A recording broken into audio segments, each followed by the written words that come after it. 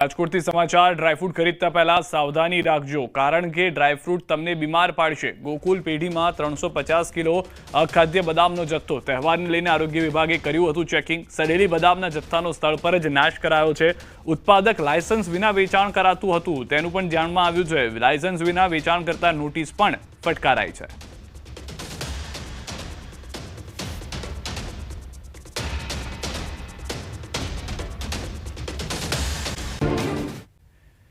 દિવાળીમાં મીઠાઈ આરોગતા પહેલા સાવધાન રહેજો। દરેક ચમકતી વસ્તુ ચાંદી નથી હોતી। આ વાત અમે એટલા માટે કરી રહ્યા છીએ કેમ કે ચાંદીનો ભાવ ઐતિહાસિક સપાટી પર પહોંચી ગયો છે।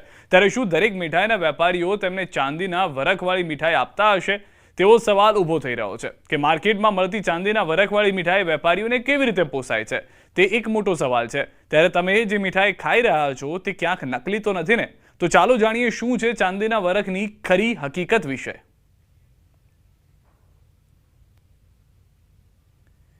તો દિવાળીના તહેવારમાં તમે જે મીઠાઈ હોંશે હોંશે ખાઈ રહ્યા છો એ મીઠાઈ એલ્યુમિનિયમના વરખવાળી તો નથી ને? એ મીઠાઈ આરોગ્ય બાદ તમારી તબિયત બગાડી શકે છે।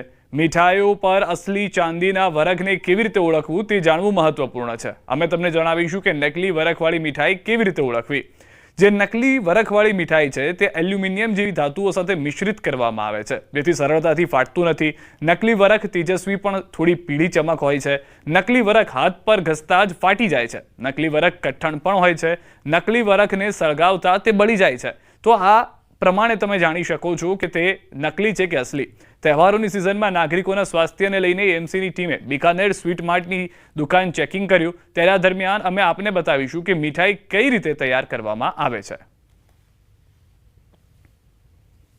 દરેક દેખાતી પીળી વસ્તુ સોનું નથી હોતું। એ જ રીતે દરેક દેખાતું સિલ્વર એ ચાંદી નથી હોતું। એક તરફ ચાંદીનો જે ભાવ છે એ ઐતિહાસિક સપાટી પર પહોંચ્યો છે ત્યારે આ વખતે જે મીઠાઈ છે તેમાં જે રીતે ચાંદીના પરખની જે મીઠાઈ સૌથી વધુ ખવાતી છે મેં ખાસ કરીને કાજુ કતરી એ દરેક નાનાથી લઈને મોટા માટે એ પસંદ હોય છે એ કાજુ કતરી। પરંતુ આપ જોઈ શકો છો કે ચાંદીની વરખ છે તેમાં પણ અલગ અલગ પ્રકારની ચાંદીની વરખ આવતી હોય છે। તેમાં પણ એલ્યુમિનિયમ હોય અનેક ડુપ્લિકેટ વસ્તુ ઉપયોગ કર્યો છે કારણ કે ચાંદીનો જે ભાવ છે તે સતત વધી રહ્યો છે અને ચાંદી છે તે અત્યારે તે સપાટી પર અને સૌથી હાઈએસ્ટ તેનો ભાવ પહોંચી ગયો છે।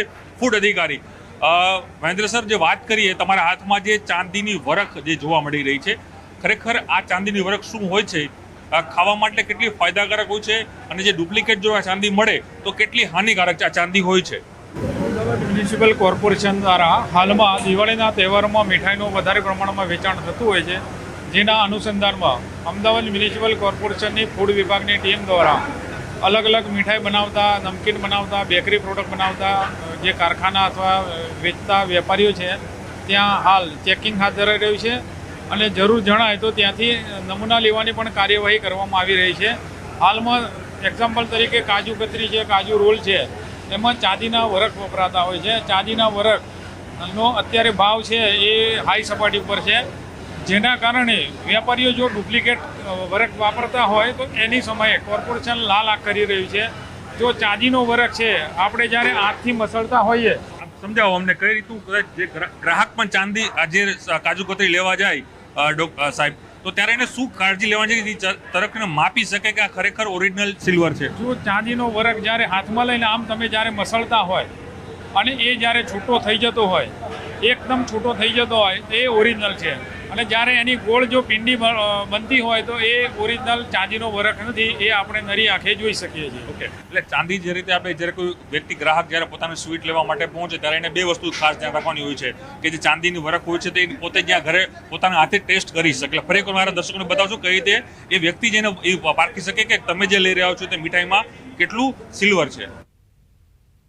કાજુ કતરીની ઉપર જે વરખ લગાવવામાં આવે છે એને હાથમાં લઈ અને આ રીતે તમે જ્યારે મસળશો તો એના પાર્ટિકલ છે એકદમ છૂટા પડી જશે।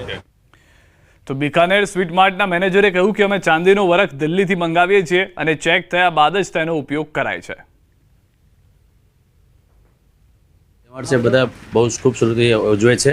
દર વખતે વધારો થાય છે બધી વસ્તુઓમાં, ભાવ પણ વધારો છે અને સેલ પણ વધારો થાય છે અને બહુ સારું છે। ખાસ કરીને કાજુ કતરી સૌથી લોકોની પ્રિય વસ્તુ હોય છે, એટલે એ કઈ રીતે ડિમાન્ડ વધી પણ છે અત્યારે શું ઘણી બધી વેરાયટી પણ વધી ગઈ છે કાજુની મીઠાઈની, ફેન્સી મીઠાઈની વેરાયટી વધી ગઈ, તો કાજુ કતરીની ડિમાન્ડ તો ફૂલ છે, એ તો અનલિમિટેડ ડિમાન્ડ છે. એને સિવાય વેરાયટી છે અમારું જોડે ઘણી બધી વેરાયટી કાજુમાં, રોલ છે, બોલ છે, બધા છે, પણ એની પણ વેરાયટી ખૂબ ચાલે છે. ઓકે, ખાસ કરીને કાજુ કતરી ઉપર જે વરખ લાગતી છે સ્વીટ ઉપર ખાસ કરીને, તો એ આ વખતે ચાંદીનો ભાવ જે ઇન્ક્રીઝ થયો છે એટલે હાઈ ઉપર ગયો છે, તો એમાં કેટલી અસર આપણે જોવા મળશે? એની ઇન્ક્વાયરી અથવા એની સેલમાં કોઈ ડિફરન્સ જોવા મળ્યું છે? નહીં, કોઈ સેલમાં ડિફરન્સ જોવા મળ્યો. ઓકે, બરોબર છે. એટલે એ જે ચાંદીની વરખવાળી સિલાઈ છે એની ફૂલ સેલિંગ અત્યારે થઈ જ રહ્યું છે? હા, ચાલુ છે, થઈ રહ્યું છે. કોઈ આવી ઇન્ક્વાયરી કરે છે મોંઘી થાય એમાં કોઈ? સમગ્ર મામલે તબીબે દાવો કર્યો કે આ નકલી વરખવાળી મીઠાઈ સ્વાસ્થ્ય માટે જોખમી છે. આ મીઠાઈ ખાવાથી કિડની, લીવર પર અસર કરે છે અને ફૂડ પોઈઝનિંગ પણ થઈ શકે છે. હવે એલ્યુમિનિયમનું વરખને લીધે મગજમાં નુકસાન થઈ શકે, થોડી મેમરી લોસ થાય, ઉલટી ઉપકા થાય, ડાયરિયા થાય, હાડકાં નબળા થાય, લાંબા ગાળે આવી ઇફેક્ટ થઈ શકે છે. અને એ જ રીતે નિકલ બી કોઈક વાર વપરાય છે અને નિકલને લીધે પણ ઉલટી થવી, ઝાડા થઈ જવા, પેટમાં ડિસ્કમ્ફર્ટ લાગવું, આ બધું થતું હોય છે. એટલે તમારે કોઈ પણ જગ્યાએથી મીઠાઈ લો એના માટે સ્પેશિયલ જાણી લેવું પડે કે એ લોકો વરખ શેનું વાપરે છે. દિવાળીમાં અંબાલાલ પટેલની મોટી આગાહી છે. બંગાળના ઉપસાગરમાં વાવાઝોડું બનવાની શક્યતા છે. 23 અને 24થી સિસ્ટમ મજબૂત થશે. 28 અને 29 ઓક્ટોબર સુધીમાં ભારે ચક્રવાત થવાની શક્યતા રહેશે. પવનની ગતિ 100 થી 150 કિલોમીટર પ્રતિ કલાક જેટલી રહેશે. બંગાળ ઉપસાગરમાં 23 અને 24માં એક વાવાઝોડું આકાર લેતું જોવા મળશે. 28 અને 29 સુધીમાં આ વાવાઝોડું ભારે ચક્રવાતમાં ફેરવાઈ શકે છે. બંગાળ ઉપસાગરમાં ભારે વરસાદ થઈ શકે છે. 19 ઓક્ટોબરના દિવસે વાવાઝોડું અરબી સમુદ્રમાં આકાર લેતું જોવા મળશે તેવું અંબાલાલ પટેલ તરફથી આગાહી કરાઈ છે.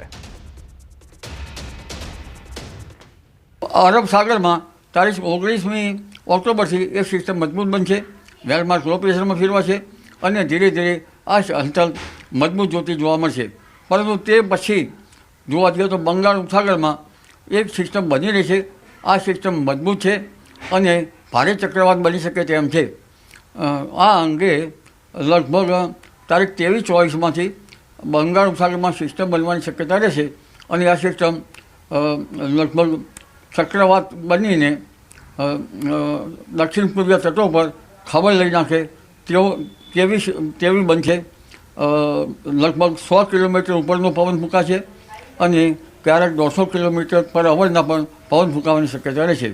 આ સિસ્ટમની અસર જે છે એ દક્ષિણ ભારતમાં થવાની શક્યતા રહેશે અને દક્ષિણ ભારતમાં આ સિસ્ટમ પ્રવેશ કરશે. લગભગ આ સિસ્ટમ 28-29 તારીખ સુધીમાં વધારે સક્રિય રહેવાની શક્યતા રહેશે. આગાહી વરસાદને લઈને હવામાન વિભાગે કરી છે આગાહી. 5 દિવસ દક્ષિણ ગુજરાતમાં વરસાદની આગાહી છે. સુરત, તાપી, ડાંગમાં વરસાદની આગાહી કરાઈ છે. વલસાડ, નવસારીમાં પણ વરસાદની આગાહી કરવામાં આવી છે. દમણ અને દાદરાનગર હવેલીમાં પણ સામાન્ય વરસાદની આગાહી કરાઈ છે. અન્ય જિલ્લામાં વાતાવરણ સૂકું રહેશે.